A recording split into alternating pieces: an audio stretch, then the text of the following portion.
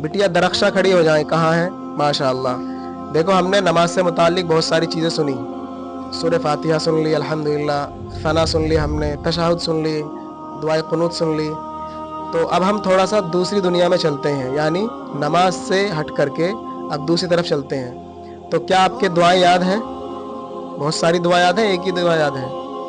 अच्छा, तो आपने जो ये लिबास पहन रखा है इसको कपड़ा बोलते हैं, क्या बोलते हैं? हिजाब भी बोल देते हैं। तो ये तो अलग अलग नाम हो गए, जैसे आपने जो ओढ़ रखा है ऊपर इसको हिजाब बोलते हैं।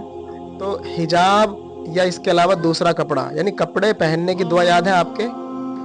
हिंदी, इंग्लिश, अरबी तीनों ज़बानों में सुनाएं आप। अल्हम्दुलिल्लाहिल्लज़ी कसानी मा उवारी बिही औरती व अतजम्मलु बिही फी हयाती।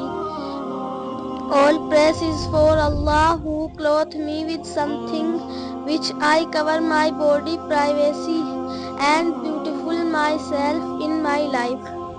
तमाम तारीफ़ें अल्लाह ही के लिए है जिसने मुझे यह कपड़ा पहनाया जिससे मैं अपना सत्र छुपाती हूँ और ज़िंदगी में उससे ज़ीनत करती हूँ। बहुत खूब। लेकिन बिटिया जब आप कपड़ा पहना करें तो रोज़ाना इस दुआ को आप ज़रूर पढ़ा करें, ठीक है?